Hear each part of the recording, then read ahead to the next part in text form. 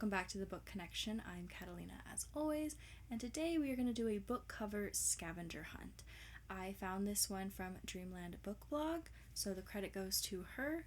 But yeah, so I just took from the list and I just found some books that would fit. So the first one was to find a book with a key on the cover, and let me tell you, I had a hard time finding a book that had a key. So the book I have is Elise Kova's The Alchemist of Loom. I know it's not here, but there is a key there. And honestly, that was like one of the very few that I could not find another one in my collection that had a key on it. I thought that was really interesting that I guess keys are just not popular for covers. Like I even tried to Google it and I was like, books that have keys on the cover, like do I own any of these? And all of the titles were like, oh, the key of this or the blank key, and I was like, well, obviously it's gonna have a key if it says it in the title. But I didn't know any of those. But I did find this one, and I'm counting that. It has it right there. So I'm gonna count that one. So the next one was to find an author that had the letter Z. And so I have The Book Thief by Marcus Zusak, because the Z is in his last name. I truly don't know if I have another one that has Z.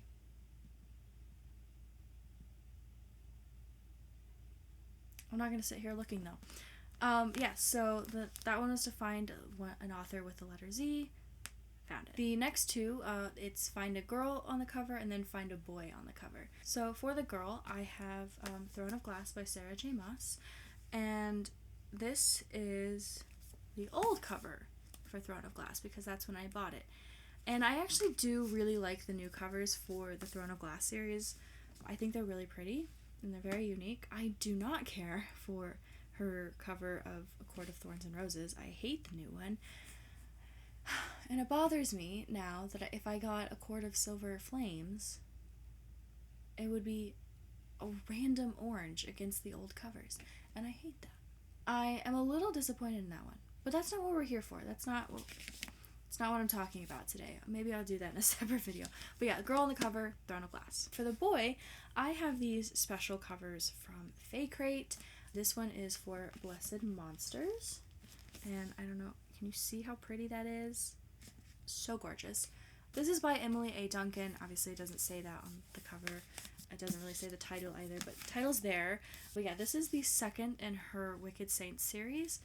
I've read 1 and 2, I haven't read the third, but as I've explained in other videos, I suck at reading series. So, but that's not what this video is. It is just, it's a guy on the cover. I have these pretty editions. I probably could have found one that has a normal edition, but I wanted to show off this one. So the next one was to have an animal on the cover, and a lot of books actually have an animal on the cover. So that one was pretty easy for me to do, but I chose Kiki's Delivery Service. It has Gigi, the cat, on the cover. This was the first Studio Ghibli movie that I watched, and I saw the book in the store and I had to get it because this means so much to me. I've been watching this since I was a kid, so it was really exciting to read the book that was the inspiration for that. The next book was to find one that had a male protagonist, and this one was a little hard too because I didn't want to go with the obvious answer like Harry Potter, just because I've mentioned that a lot on my channel already, so I didn't want to do the obvious one. But as I'm looking at my shelves, I'm like, wow, they're mostly female. I did find one, and that is Vicious by V.E. Schwab. It's there. This is a duology, and it's a very amazing duology. Highly recommend. But our protagonist is male and his name is Victor, so there's your male protagonist. The next one is to find one with illustrations in it.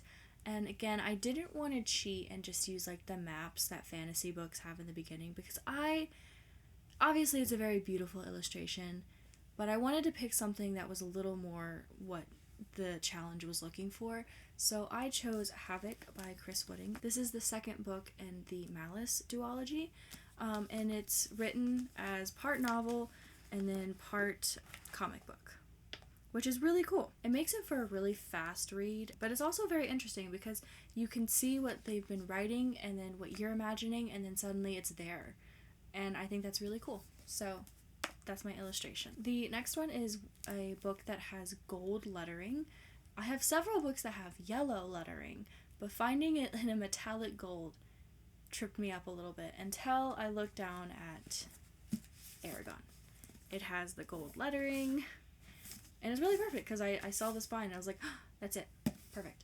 Actually, I think the whole series for Aragon, the Inheritance Cycle, I think all of them have gold lettering, if I'm not mistaken. I'm not.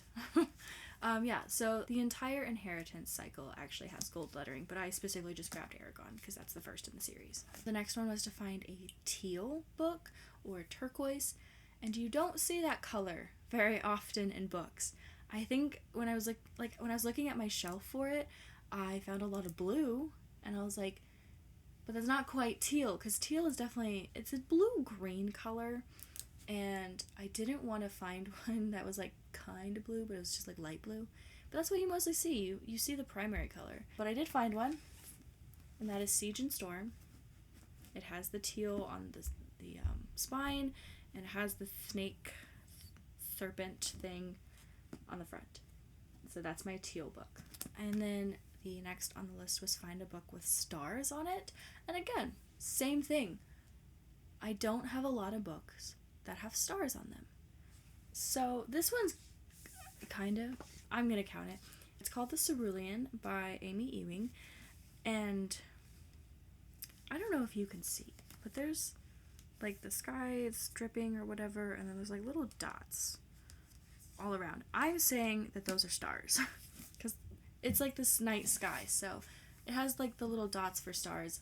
I hope that you can actually see that on camera. If not, you'll just have to trust me. And then we had to find a book that was not YA, and I could have chosen a like adult book or new adult or even middle grade. I do have a couple middle grade books on my shelf, but I didn't want to do those ones because I had this one, which is complete not anything to do with fiction at all. It is fiction. It is 100 characters from Greek mythology.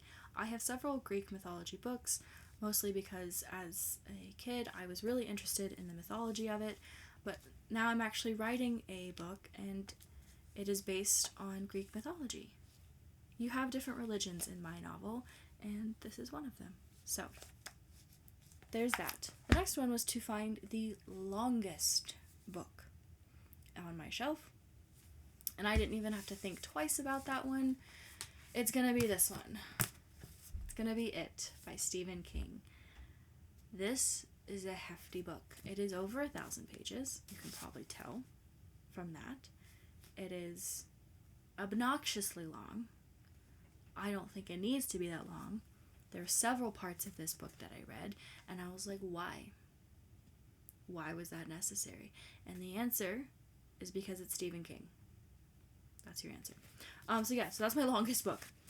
And then, in part with that, you have to find the shortest book. And I have a children's book on my shelf because it was really cute, and it is The Little Ghost Who Was a Quilt. This is so adorable of a book. If you have kids or you work with kids, this is a really cute book for Halloween. So, that's my shortest. So the next one I had to find was a book with multiple point of views.